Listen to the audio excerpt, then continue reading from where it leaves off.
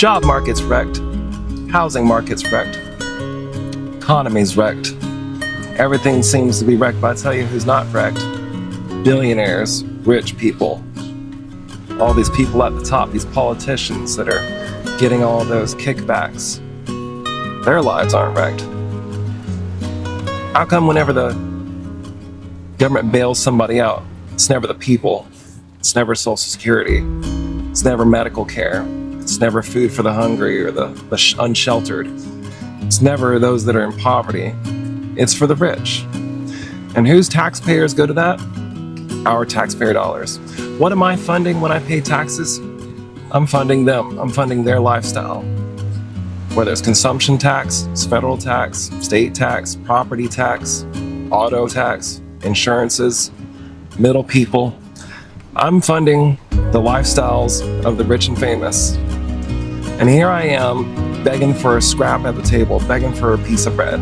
And I find myself wondering why. Don't you ever ask yourself that question? Why do I keep funding it? Because I sure as hell don't know. So whose interests are they keeping?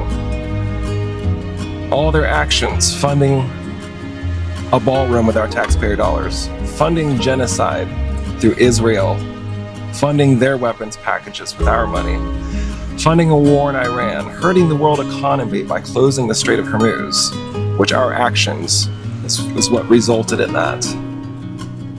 That's what's happening. And I'm wondering how long we're going to continue to do that. We've tried protesting, we've tried raising our voice.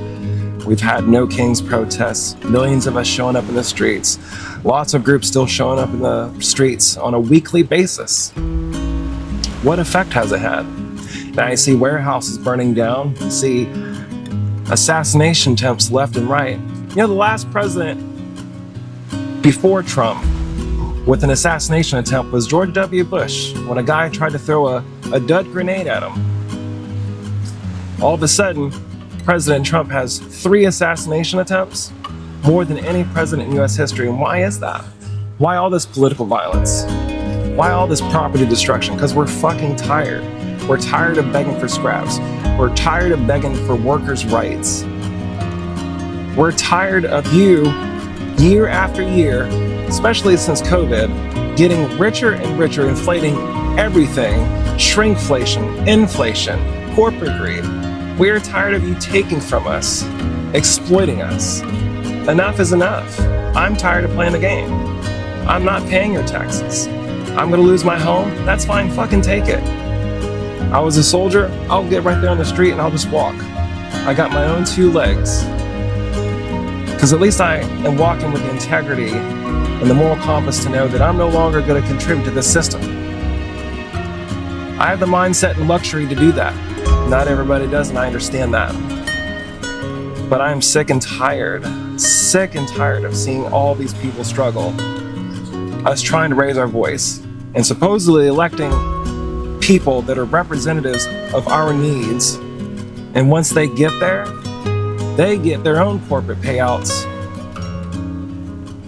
and cater to the needs of the rich and continue to squeeze us out. And now you want to surveil us with flock cameras, which was I just passed one just now.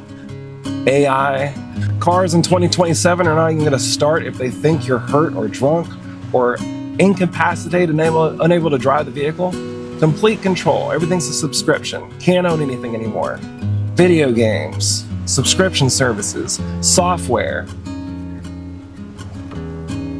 You don't even own your motorcycle or your house. Pay it off, but don't pay your property tax. Who comes a knocking like a little gangster, like the mafia, the rich people? Because that's what the government is. It's not a government for the people, it's a government for the rich people. So when's it gonna be enough for you? How much do you have to suffer before you say, I'm just done? Before you go totally numb and say, fuck all this. I'm there. I guess I'm just waiting for everybody else to be there too.